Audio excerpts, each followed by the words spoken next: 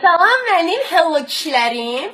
Çoxdan da video çəkmirəm, amma görürəm ki, yaman şikayət edirsiniz. Mən nə şəkil görürəm, deyirsiniz, yox bizə kasıbçılıqdır. Deyirəm ki, nə bilim, uşaqlar səyahət eləyin, deyirsiniz ki, pulumuz yoxdur. Deyirəm ki, idmanla məşğul olun, sağlam yiyin. Deyirsiniz, bizim ölkəmizdə pul yoxdur, adamlar kasıbdılar. Axır ki, dedim ki, mən bu haqda bir dənə video çəkməliyəm. 3 dənə şey haqqında danışmaq istəyirəm uşaqlar.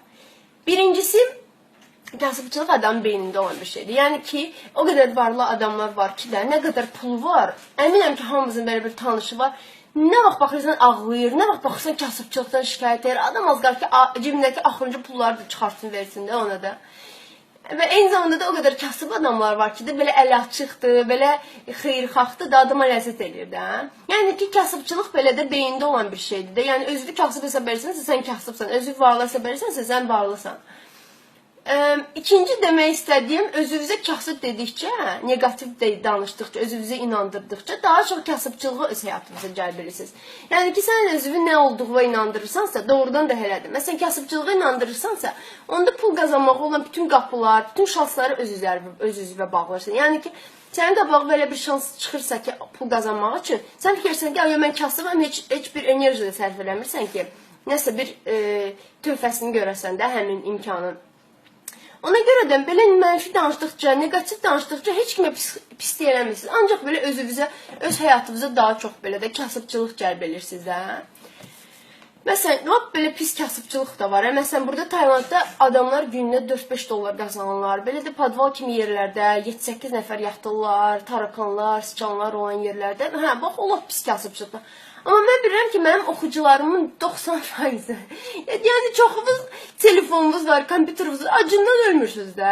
Elə ki, şikayət edirsiniz. Yəni, deyirəm, ay Allah, görəsən bunları bir dənə kampanya eləyək, pul yığma kampaniyası, kasıblar, kasıb hello kişilər üçün. Deməli, üçüncüsü isə uşaqlar, doğrudan da kasıbsızsa, öz üzərinizdə işləyin də. Yəni ki, indi Allaha şükür ki, internet var. İnternetdə pulsuz kurslar var. Coursera.com məsələn. Top universitetlərin bütün kursları orada pulsuz video şəklində təqdim olunur. Gedin oradan özünüzə təzə bacarıqlar öyrənin. Ya da ingilis dilinizi inkişaf elətdirin. Hansı xarici dil öyrənin. Allaha şükür ki, imkanlar var ki, hər cür ki, əgər bacarığın varsa, doğrudan da sən yaxşı, hansısa sahə üzrə yaxşı qabiliyyətin varsa, o sahə üzrə iş də tapa bilərsən də, asanlıqla. Elə deyil ki, nə bilim, işsizlik bir də bizdə, nə bilim, 70-80%dir, cavanlar acından ölürlər. Yox, elə deyil. Və eyni zamanda heç kim belə də, mən tanıdığım, tanışlarım, dostlarım, indi yəni uğurlu olanların heç biri pul içində doğulmayıblar. Yəni ki, mən özümdə kasıbçılıqda böyümüşəm. Ya bilim, yadımdadır ki, birinci dəfə saçsızqanın dadına, nə bilim, 12-13 yaşımda baxmışdım, dedim, o da bu nə dadlı şeydir. Neysə, yəni, ya da ki, məktəbə belə cırğı ayaqqabı ilə getmişəm neçə ay, ya da ki, eyni belə bluzu giymişəm neçə illərlə, belə qolu qısalında da belə də dirsək qol kimi giymişəm. Yəni ki, hamı kasıbçılıqda böyüyüb də, amma böyüdükcə mən öz İngilis dilimi inkişaf elətdirmişəm, müəllimə getməmişəm, amma evdə oturub oxumuşam, nə bilim, öz-özümə danışmışam, kinolara baxmışam, belə bir dil öyrənmişəm. Sonra tədbirlərdə iştirak eləmişəm, pulsuz olanlara ərizə vermişəm, qəbul olmuşam, getmişəm və nəticədə də Amerika dövləti mənə təqaüd verib. Amerikada oxumuşam və ondan sonra Azərbaycan təqaüd verdi, magistratura oxudum və Azərbaycan üçün normal, yəni maaş verən işlərdə işləyə bilmişəm də.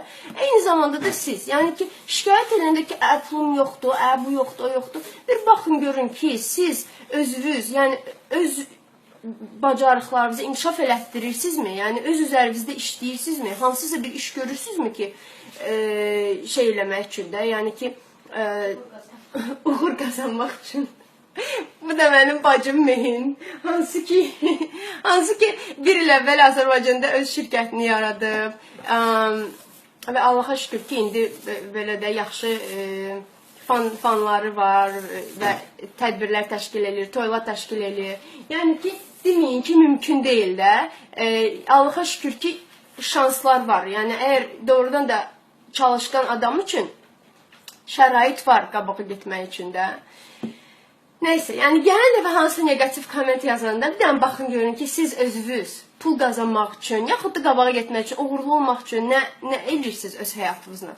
Ondan sonra şikayət edin ki, kasıbçılıqdır, pulumuz yoxdur. Neyse, belə xahiş edirəm, həmişə pozitiv qalın. Çünki Hello Kişi pozitiv adamların qrupudur və çox istərdim ki, qrupumuz belə pozitiv olaraq qalsın. Və nə haqqında yazsınız yazın, mənim pis saç düzülməm haqqında yazmayın. Təzə birinci dəfədir getmişdim ora.